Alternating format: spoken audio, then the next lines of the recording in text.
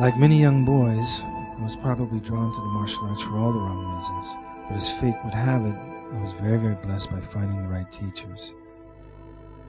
This quickly changed my life and the quality of my life by understanding the laws of cause and effect and how they impact other people. Martial arts then became a path to cultivate compassion and understanding and help me realize how we can all help one another.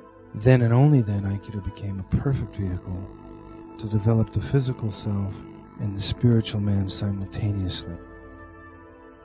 I got to the point in my life where anyone I would meet, I would always look at them and understand that this person is my mother, my father, my brother, my sister, all my family.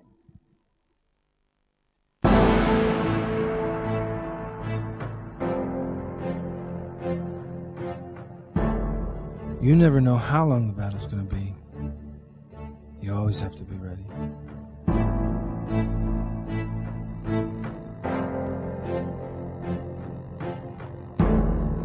My name is Ben Dang, and I've been studying with Steven Seagal sensei, or Taka sensei, for around 14 years now.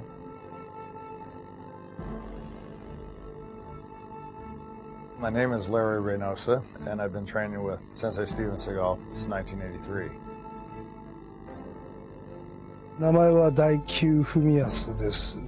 合気道はもう13年目になりますね。I discovered Seagal sensei in the late 70s in Japan. I went to Japan to find an Aikido teacher, and then I went and saw his dojo in Osaka, and I was thoroughly impressed. But I was a little concerned about the idea of coming 13,000 miles to study with an American. I was looking for practical, so ultimately I went back to Seagal sensei's Tenshin dojo. I'll never forget the first day I met him because he was wearing a plaid shirt, blue jeans, cowboy boots, and had very long sideburns. 名前は辻村美穂と申します。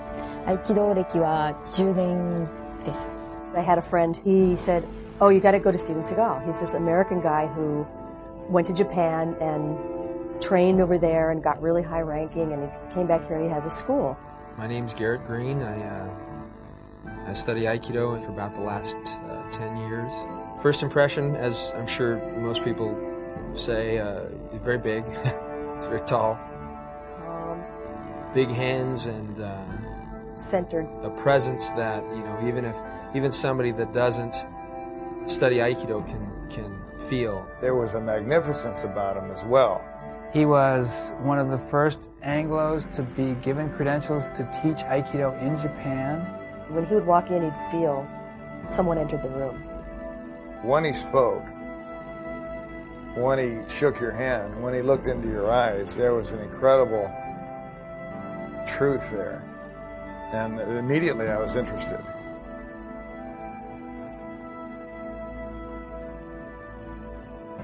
第一印象は思ったより何ですか、そういう遠い存在的な感じはしなかったっていう感じです。なんか親しみを感じるというか。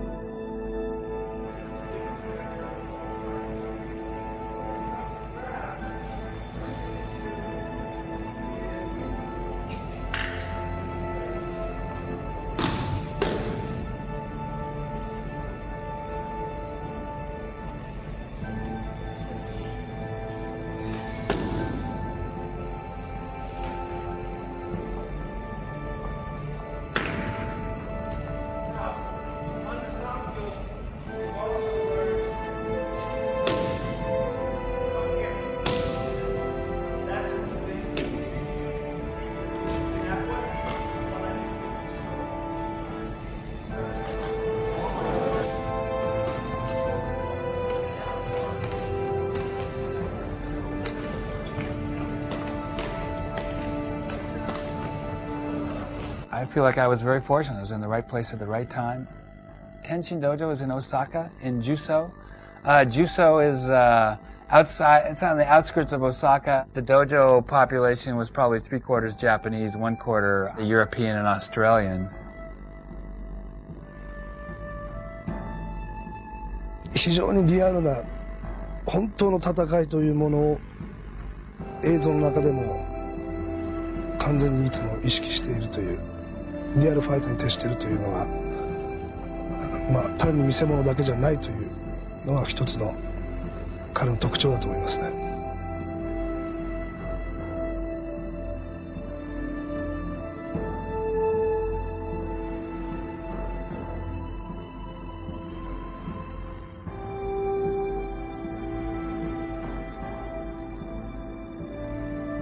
Everybody seemed to respect each other, regardless of.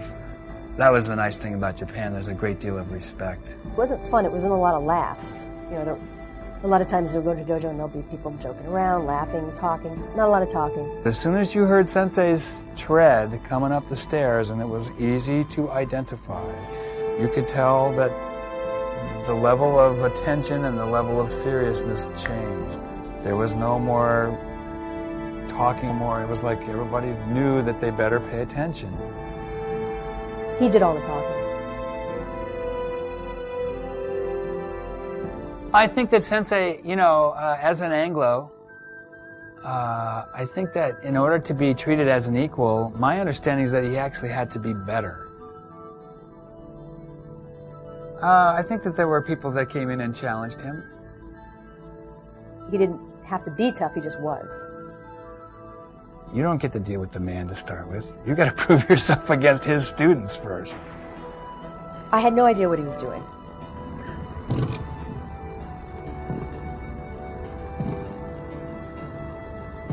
He's very fast. Like lightning. You'd sit there and you'd watch him do a technique, and he did it so fast that I had no idea what he just did.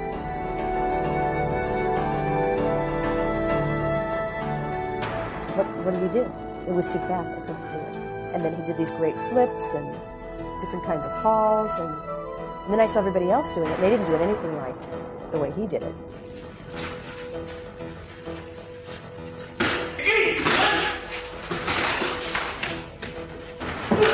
Every move, every gesture, how he taught class, how he performed the techniques was powerful.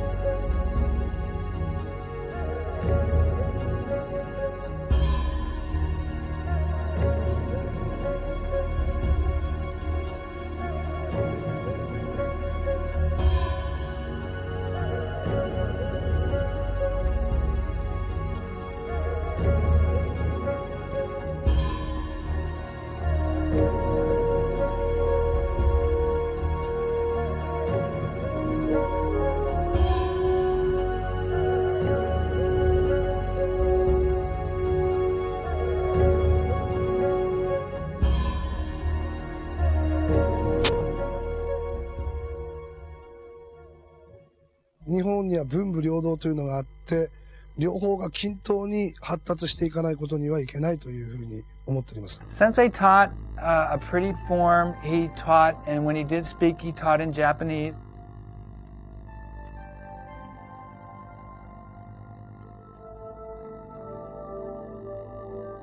It was pretty technical.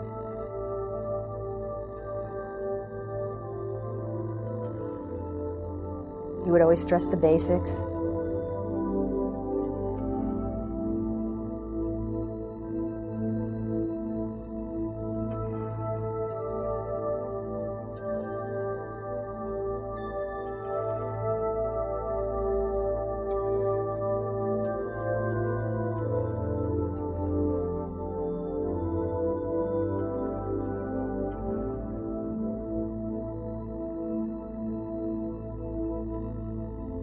It was pretty detailed and it was pretty technical.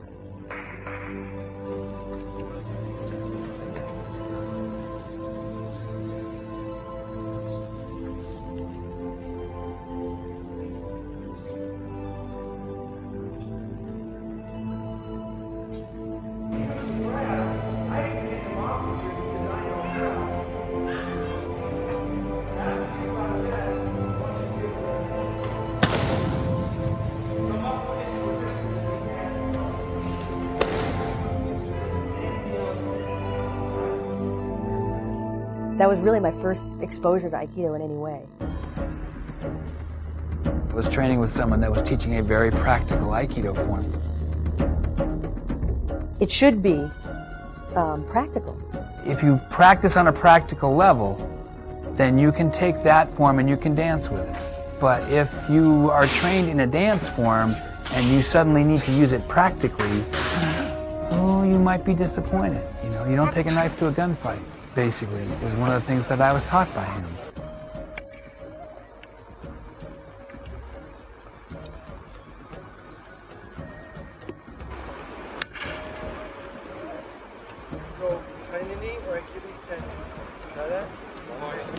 The major difference is that I saw where so many other people struggled to explain, to articulate Aikido. They really had a struggle with that because what they said and what they did didn't equate. I've heard this conversation many times. This is what you do if you get punched. And then to see the punch stop in front of the nose. Or this is what you do when you get hit from the side and then see this hit stop. And then this is what you do if you get choked, and yet I don't see people choking. So there was a real inconsistency in the teaching. I got with Taka Sensei, and all of a sudden he said, well, this is what you do if you get punched.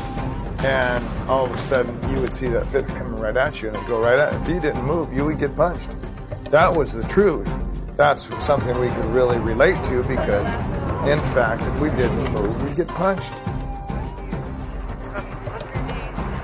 Sliding up the shoulders, sliding from the chest, like that. There we see that. Coming up the chest. Steven Seagal's Aikido is more applicable to on-the-street applications.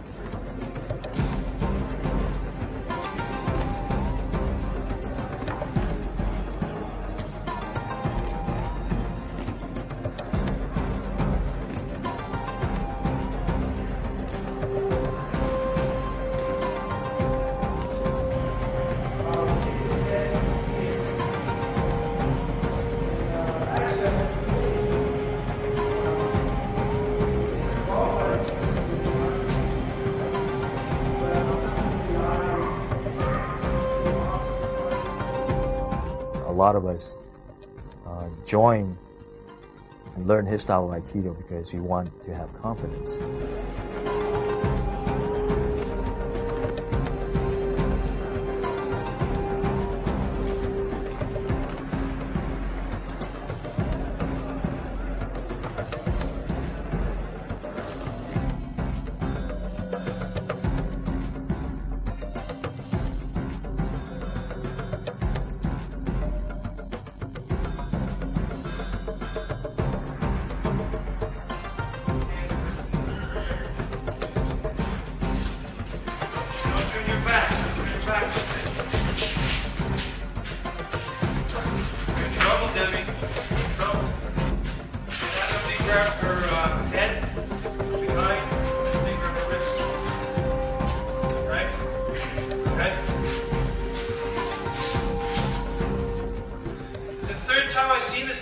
Turning the wrong direction, you're going to kill yourself. It's like saying, okay, I see a guillotine, I think I'll go stick my head in it. It's so easy the other way, Devin. Okay, let's try that again. You guys know these techniques.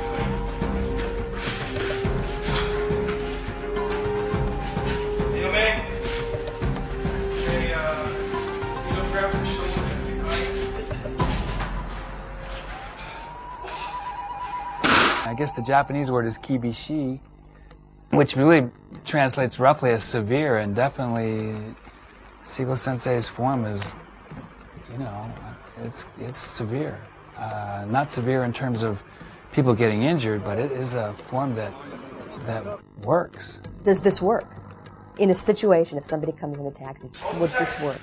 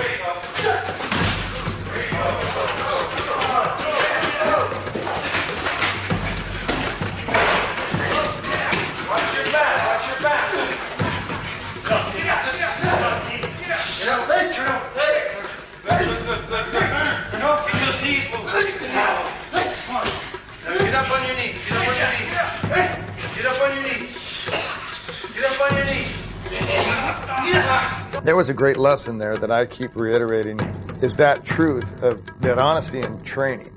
Because without the honesty in training, there is nothing. That's what's great about Taka Sensei's Aikido.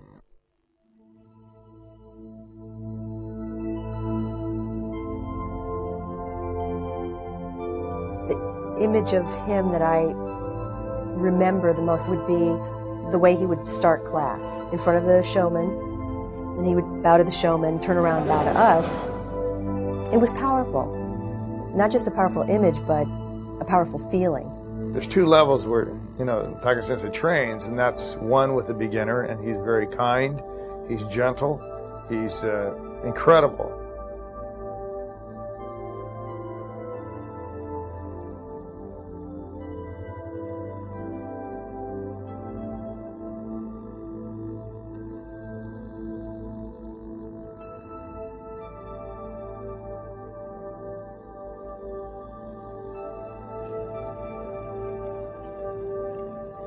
He has the ability to deal with you at a level that you can understand.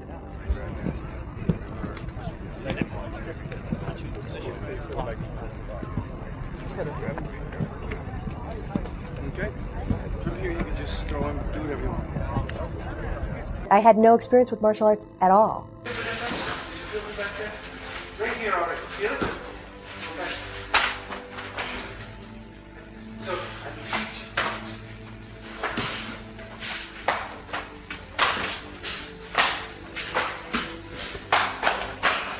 Feel the difference? It's kind of hard to grab them because I'm taking you from back there. Remember right here I have, feel it? That's what you gotta do. Can't get him here. It's too late. He would often talk about te sabaki, ashi sabaki, hand position, foot position. The reason why some of you are missing twice, staying in front of the man, and trying to grab it, and never try to get grabbed, is you have to have body position. Body position, whether it's shooting, wrestling, whatever it is, you have to have body position. He punches and brings his hands back.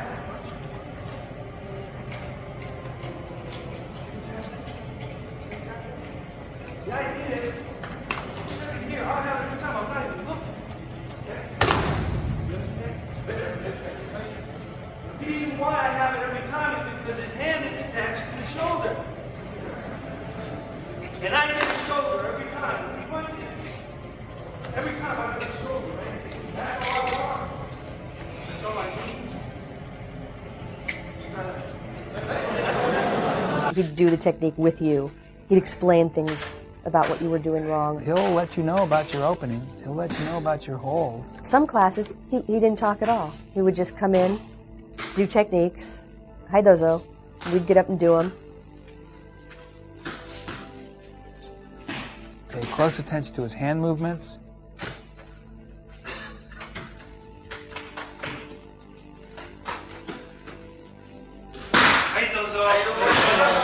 He would walk around to each of the different couples doing it, and then he'd give you tips, pointers.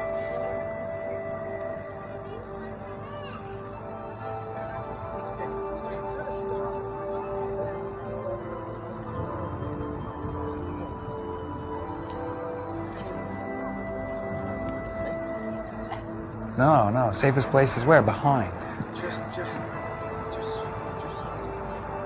Or to the side.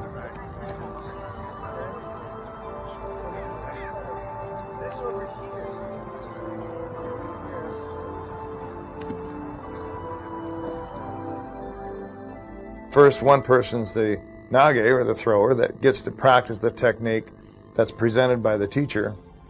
And then, of course, the uke is the one that is on the receiving end, that gives that person the opportunity to train. Then they switch those roles. I got you. All that stuff he talks about with kicks and avoiding overhead strikes, it's all very precise. That's why that hand comes, I'll start out from here. And when I raise my elbows to the top of my head, your hand and whatever's in it, always going to be guided away from anything inside. So his whole head is vulnerable. It's right across, so if I have a knife in my hand, I'll cut his arm off. If I have a strong fist, I'll break his arm. If I have a club in my hand, I'll break his arm. So this is the cardinal no-no. This does not exist in Aikido or any good martial arts. The movement is not in here, but here, so that his head and everything else are protected. Here, so this way. You'd get individual attention.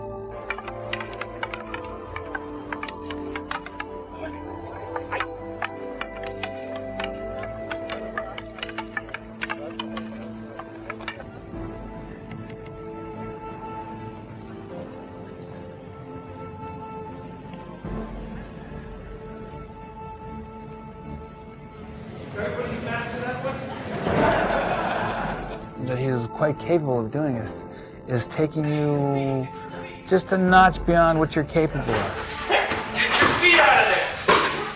Get your feet out of there! Get your feet!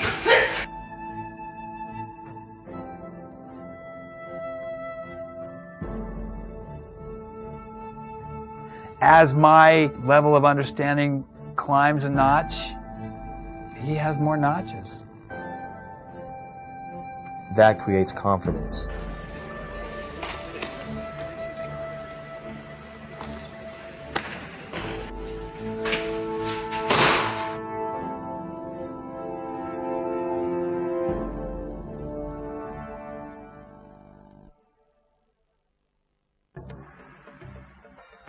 He always wanted you to do a lot of ukemi, and that's how you'd learn.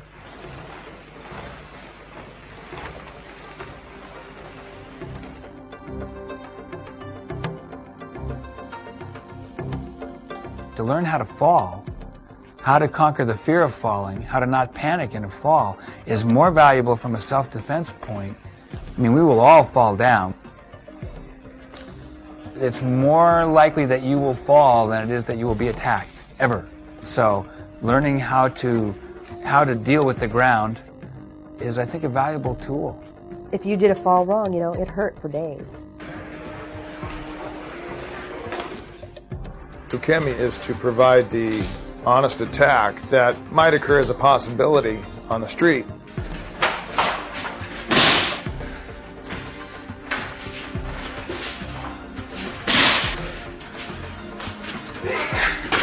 We used a lot of tape in those days. The tatami were very hard, and that's where we trained. You learn a lot from taking the falls. Your ability to fall precedes your ability to throw. That means that you have to be on top of your ukemi. That means you got to be there, which is really what it's all about anyway.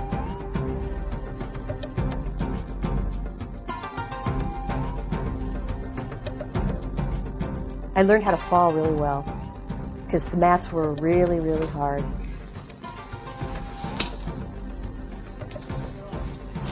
You know, when sensei calls you up to take ukemi, the hair on the back of your neck starts to raise a little bit. You're like, okay, you get inside this guy's reach, you better be paying attention.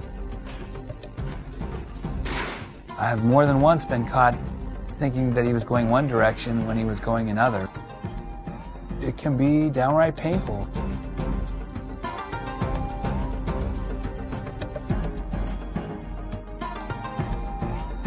The opportunity to take ukemi from the sensei is not that many people get that opportunity, so I was very grateful. Anybody that has been on the mat with Taka Sensei knows that there is truth in Aikido.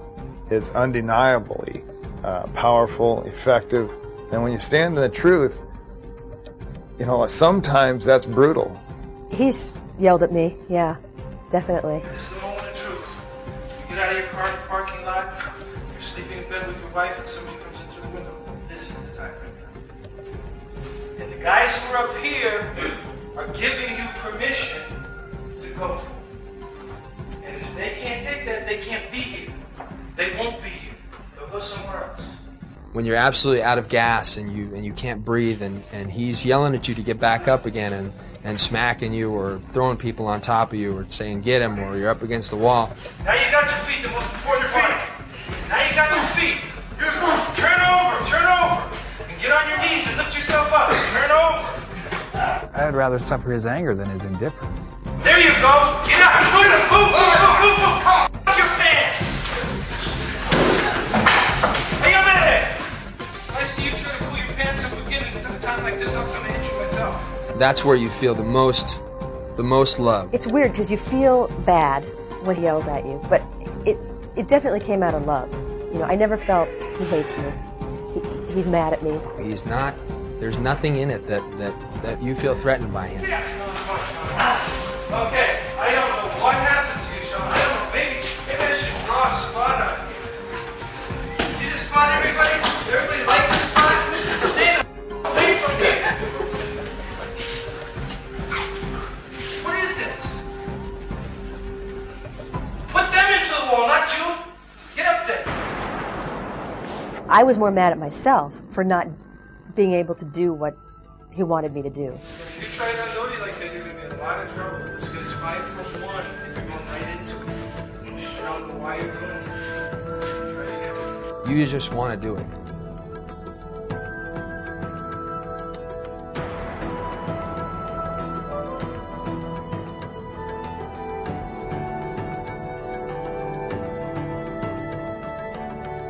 You'd always feel that he's doing it for your benefit. If he yelled at you, that would make you come up to where you needed to be. But he did it out of love. The best advice he ever gave me was to not be female. Don't think of yourself as less or weaker or not able to do the things that the guys are doing. Don't make that the reason that you can't do it.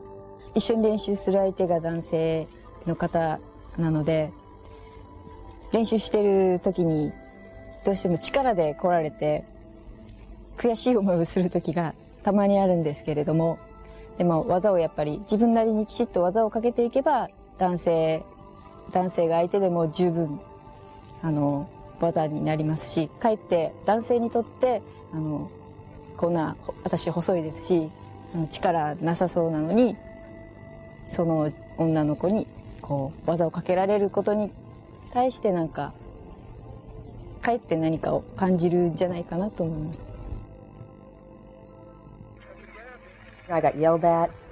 I got, slammed to the ground. I got injured, which all the guys did too. There was no difference. When I was out there, I could be a guy, I could be a girl. It did not matter. Debbie was a very, very good Aikidoist and very strong-willed. The way Taka-sensei teaches it is it doesn't matter, your size or your strength doesn't matter. If you adhere to the basics and the principles that we practice, women can be incredibly powerful. He used to always say, you actually have an advantage being female. Women can do better Aikido than men because they don't have the strength. They have to do the technique better than we do in order to make it work. I think it's the best art for women to take because it doesn't require strength. It really requires agility, if anything. And women are more agile than men in many cases. Women being smaller and sometimes, less physically strong than men can benefit so much more from the Aikido of this.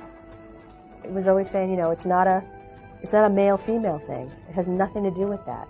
Try to get that out of your mind. It has nothing to do with how big you are, how tall you are, or how many muscles you have. It has nothing. Aikido isn't based on that. It's how strong your mind is. Essentially, the idea is not to have to use the form. Is to sense what's going on and to realize or figure out a way to create a situation where it doesn't get physical. You kind of become inner strength. You get an inner kind of feeling of calmness and just the fact that you become aware of everything that's around you. That's one of the things that people train in the martial arts for, is to raise their level of awareness of the moment. And definitely He caused that to happen. He caused you to be on your toes.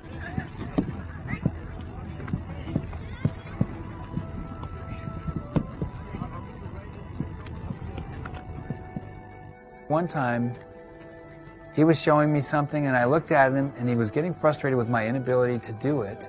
And I looked at him and I said, I'm trying. And he looked at me and he said, trying? He said, stop trying. Just do it. Trying is cerebral. Trying is crap. Students that have come up under him understand. You don't judge. You just do. You just worry about doing your job. Through the physical aspect of hard training, your mind gets set in a certain way. At that point of physical exhaustion, something happens to you mentally, something happens to you spiritually. And I want to say growth happens, I want to say understanding, but it's more than that. It almost builds you from the inside, it makes you stronger. It makes you look at yourself from the inside. It makes you see yourself, your weaknesses, your point of pain threshold. At what point do you break mentally? At what point do you say, that's it, I had enough? And it pushes you beyond that point. I felt that kind of training would get you to the point where later on, and you're old, you can't do that stuff, but you're a rock inside. If there's one person that I could say has an amazing will, it's Steven Seagal Sensei. I got a flyer. There was an open house given by Steven Seagal. I couldn't make it, but I sent a couple of my students down to check it out. I think some of the people that were watching the demonstrations were a little bit astounded because, you know, he would do his, what I call thunder and lightning show at that point. A couple of my students came back very, not only just excited, but nervous. And they virtually told me that he had taken some guy and just smashed him all over the mat, and that damn near killed him. And as soon as he said that, it was very interesting because my interest peaked. Somebody doing real Aikido? It was shortly after that, of course, that I invited him to my West Side Dojo in Ventura, and he taught the very first seminar there, public seminar in America. But most all these seminars that we've had in the past, that the one main and common thread that's from all their conversation is that I can't believe how approachable he is. He's so easy to talk with on the mat. He's very, very, very gentle, very, very soft-spoken. He can be the most gentle, he can be extremely gentle. And he can also be extremely dangerous. The people that are the most capable of deadly waza are also the most capable of being gentle. How do you have the loving, harmonious, flowing, caring, gentle side of Aikido, and how does that relate to what we do in the dojo when we beat the hell out of each other, and it's very rigorous and seemingly cruel? You find out that you can be a nice guy and yet be a lethal weapon. The spiritual side kind of came out of that. Life and death is that exact, that exact same, that contrast of, but you can't have one without the other, and to embrace one, you need to embrace both. To accept one, you need to have both. If you train enough, you get both sides of the coin.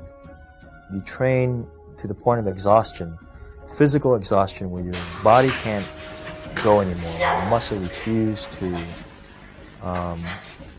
listen to the brain. It was just about jumping in there and training as hard as you could, and he would take us till we just literally couldn't get up anymore. It was just a matter of tape up and get on the mat. It's beyond stamina. You need to be on your toes. You need to be the best that you can be at all times. You have to be balanced. You have to be on it. It's a constant process, and that's another thing, is you just realize the more you learn, the less you know. And each time you get a little bit closer, you realize how far you still got to go. The more talent you have, the more demanding it's going to be.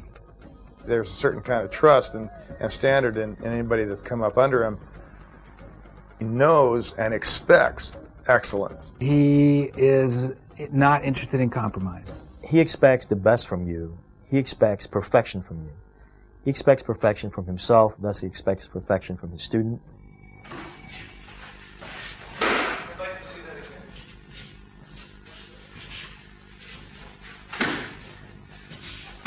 I'd like to see that one more time, one final time.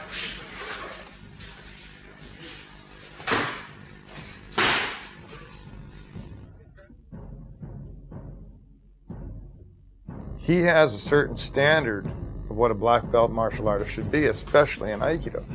And that's somebody that has true skills and has been trained well in the basics. I think it must have been like 3 or 4 years before I took the black belt test the first time.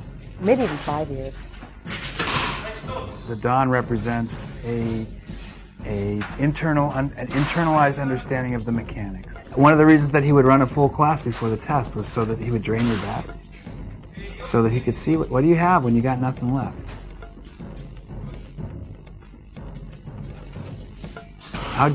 How deep can you dig?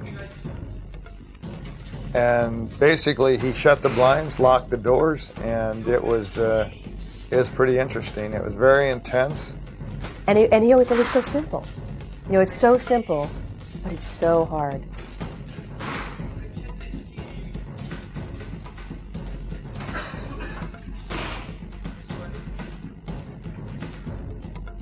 You know, I mean, I tested twice and didn't get it. So, and other people tested 2 and 3 and 4 times. So it wasn't an automatic thing.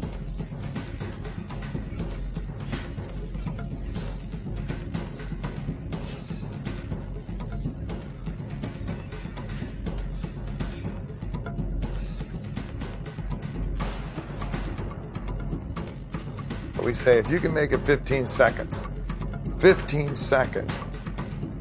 And that's how, you know, intense these tests were. I have seen few people pass the test their first time. And in fact, I would go so far as to say that not passing the test your first time is part of the test. So you experience this little bit of a peace, the calm before the storm. Very peaceful up until the time where he says go.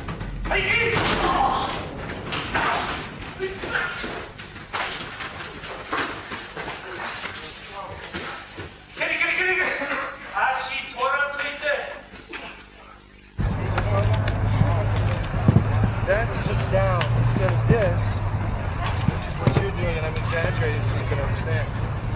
The idea is you come, I just want to go down so that when he's here next, I can be able to cut my angles. These are my angles. Once in a while I can turn.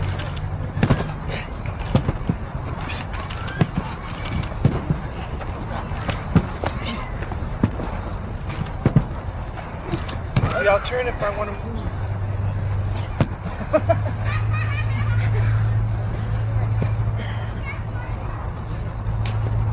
If I want to move.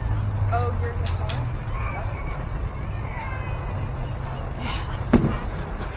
See, from here, if I don't have time to move and you're over there, this is the worst place you could be.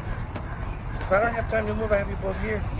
I'll either move that way, so I can take a look at each other. Another technique I'm showing you guys is just right here. This is the worst place you could be. I can just flick, come up in here. Where did you come? Come up in here. Or say nugget. Or did you come? The Dan test represents the opportunity to show that you have internalized the practice. And the randori is the main thing of the black belt test. This was a lesson in fear and overcoming your fears. The randori is where the test, that's where the test lies. Basically, in Tiger Sensei's way of thinking, that this is the standard of Shodan, of the black belt. Randori is a multiple person attack. You sit on one side of the dojo, 3 guys are facing you, and when he says, Hajime, begin, they just run at you full speed and just try to take you down. In my mind, it's sort of the essence of the form. That is to say, the idea of the form is to be able to deal with more than one attacker at a time. I mean, if you're dealing one-on-one, and certainly we train, that's how we train, but the idea is to finish your form ready for another attack. That is to say, finish in a balanced position. The reason for that is, I mean, O-sensei was a product of sword culture, and sword culture was very seldom one-on-one. Sword culture was more often more than one attacker against a single opponent. So you have to put your forms together. That is to say, you have to blend with one attack coming at you, neutralize that attack, and then immediately be prepared to deal with the next attacker. Basically, you let go of everything that you think you know. It's an exercise in freeing yourself up, of thinking about all these things, of thinking about how your knee hurts, or how this last time this guy clubbed me from the side, or any of that. If you think, it's too late. If you take the time to make a decision, it's too late. If you hang on to that and you stand in, you think you know, or in other words, your own arrogance or egotism, if you want to call it, if you stand in that, you'll get smashed. And that's the value of the randori, because basically when they says go, these are 3 guys that are one breath away from being in reality on the street. I mean, there's been situations, I think, on the street that I would want rather than this.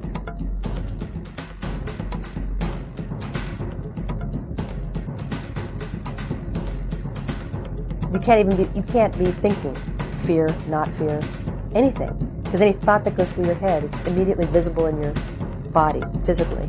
It's a matter of relieving yourself of having to worry about anything, and being able to deal with whatever situation they can throw at you, whatever 3 minds and the dynamics of 3 people coming at you at full speed can do. Randori is your first opportunity to get a clue about the infinite number of ways to attack you, to grab you, to punch you, to kick you. And when I say that, I mean that they were free to do that. They could punch, grab, kick, spit, bite, whatever they wanted to do. Of course, on the other hand, you were allowed to do that too.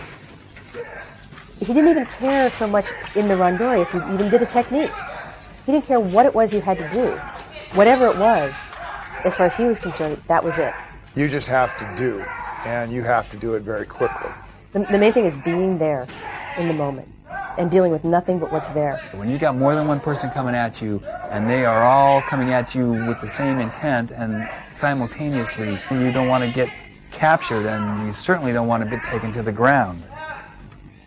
In that instant, he wants you to think, this is life and death. These guys are going to kill you. If they get you, you're dead. Once they hit you, I mean, you realize this is for real. And it gives you an opportunity to understand what letting go is all about. The world doesn't change for anybody. I don't care if you're a woman, I don't care if you're a baby. The world doesn't change. The evil doesn't change out there. All those things that we have to face don't change. Okay? The only way we can teach anybody is by being real. All right? If he can stand up, that's good. If he falls, we'll make him stand up again and again and again. All right? So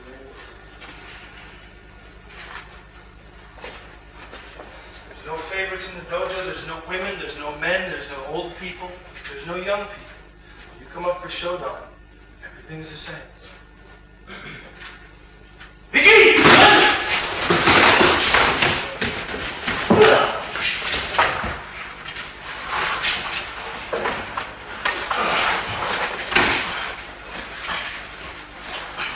It was the most serious thing I ever experienced. And I mean, even thinking about it, I get just a knot in my stomach. Somebody that's 120 pounds is going to have a tougher time dealing with these 3 Mack trucks that are coming after. You know, it doesn't matter. It's what's inside, what you have, your character, and that's what's going to come out in the test. And you're sitting there and you're trying to like prepare, and you're trying to relax your body, and you're trying to just clear your mind so that everything is, whatever it is that comes to you, can deal with it. It's hard to do. It's hard to relax. It's hard to breathe. because you've just been doing techniques and you're a little bit winded, and he can say Hajime at any time. He'll be talking like this, and all of a sudden go Hajime, and you're supposed to go. So you can't even really be listening to what he's saying. I'm always looking at them as one. See? I'm trying to string them out. Watching them. And if I have to move, if I have to run, I'll stop and start. I'll come in here, make him think he's got me. Come this way.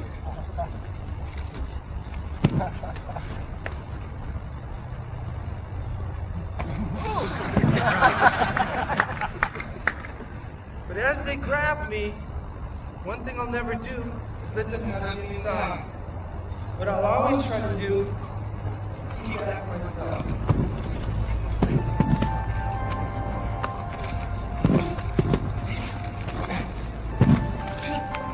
Going to the ground is not the option. That's not what he's looking for. You take the test and it's over in a second. If you could stay up, if you could control the three people, if you got to the point where he felt you were controlling those people, then you passed. I mean, that was it.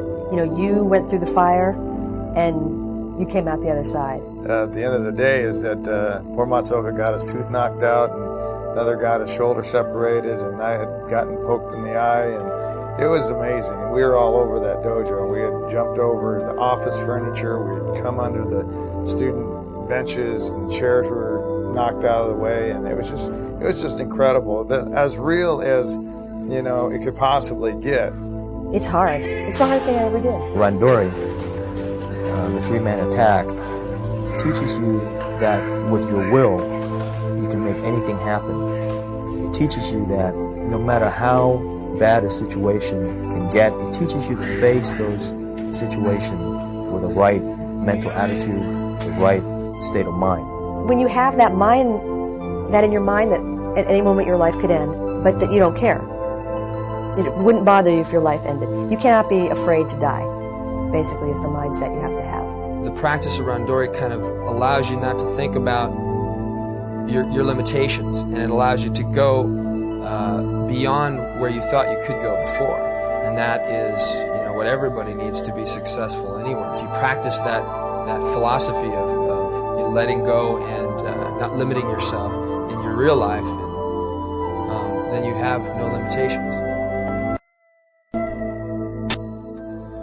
あくまで自分は小さいんだ、自分はあくまで宇宙の一つなんだというその非力さを知った時に本当の強さを感じると思います。 My life has been influenced a great deal by Taika Sensei's Aikido teachings. The not accepting your own limits. If somebody were to ask me what's the most valuable lesson I've ever learned from Stephen Seagal, it's that it's possible to be the lessons of Aikido. 竹先生にお会いしてから、そうですね、なんか人間の内に秘める強さっていうのですか、そういうのを学びました。I was raised by him, so I feel that he is the source. Everything that he does is powerful. Mentor, master, Charismatic, loving, a great teacher. Warrior, he personifies that, in my mind, the spirit of a warrior. I'm inspired today by this man simply to become a better human being. He changed my life. My introduction to him and my training by him has changed my life. Show me what you got when you got nothing left. Show me what you got.